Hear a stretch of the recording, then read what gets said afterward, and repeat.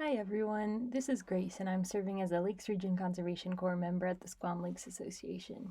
Today we're going to talk about how Squam Lake, along with many other New Hampshire lakes, was formed thousands of years ago.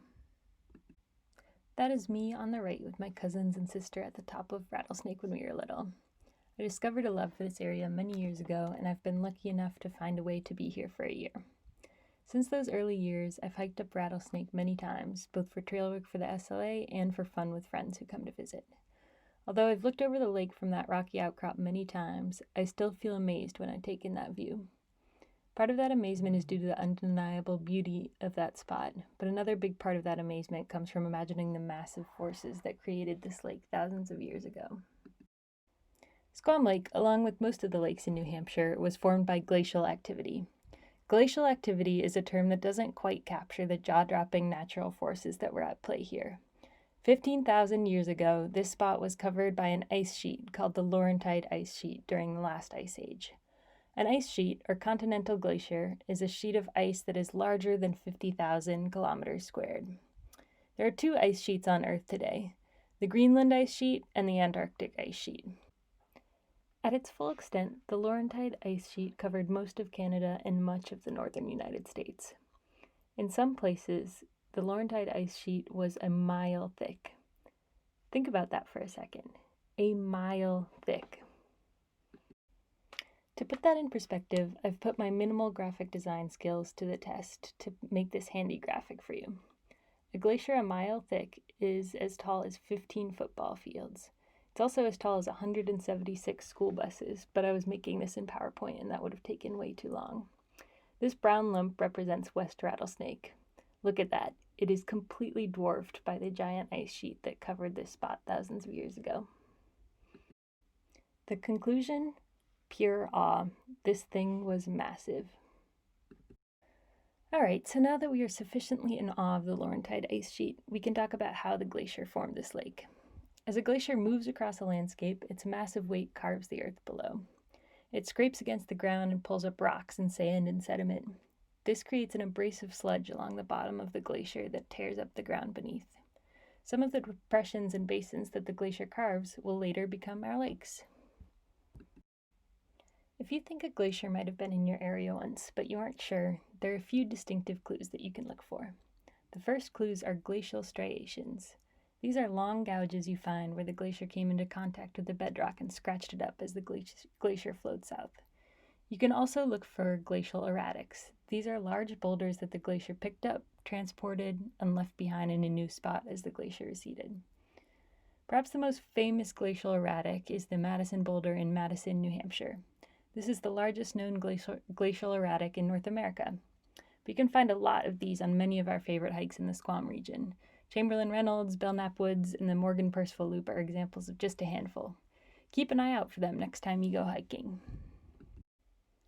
The lakes and mountains that we love seem so immortal to us now, but just a blink of an eye ago in geologic time, this landscape looked nothing like it does now. One of my favorite things in the world is gaining a new perspective on something that I think I'm familiar with, and I hope that learning the origin stories of these lakes has provided a new perspective to some of you today. In the next section of this video, I will be demonstrating an activity that will help you visualize how glaciers shape the landscape. Detailed instructions are included in the post. If you're hiking in the Squam area and you find yourself thinking about glaciers, take a picture and share it with us on social media using the hashtag #ShareLearnAdventure. Stay tuned for the next Share Learn Adventure post and check out past posts at squamlakes.org. Today we're going to do an activity to help you visualize how a glacier affects the landscape. All you need is Play-Doh, ice, and some rocks or sand. And I don't have Play-Doh right now and I don't want to go out and get some, and I discovered that you can make it pretty easily. People have told me that I kind of missed a childhood milestone since I've never done it before, so most of you have probably made it, but just in case you haven't, all you need is flour, salt, and water. And you take a cup of flour, half a cup of salt, and half a cup of water. And mix that up and you should really knead it together and it should turn into a Play-Doh-like consistency. Alright, so here is the finished Play-Doh. This will be your land mass. You can dye it with food coloring if you want to. The next part you need is the glacier. So I don't have ice cube trays, so I just put the water in cups. And so what you want to do first is gather some rocks. They could be from outside, aquarium rocks, anything you can find, and some sand. Put it in the bottom, fill up the cup with water, and freeze it. And then you want to take it out about 10 minutes before you actually want to do the activity to let it melt a little bit. So I have this glacier that has been melting for a while. You can see all the rocks at the bottom. That represents all the rocks it's picked up from the bedrock as it's dragged across the surface of the land. So we'll put it here. We'll pretend this is the Laurentide ice sheet moving across New England. You just want to kind of push it slowly. Don't push it super hard into the earth, and just keep sliding it all the way down.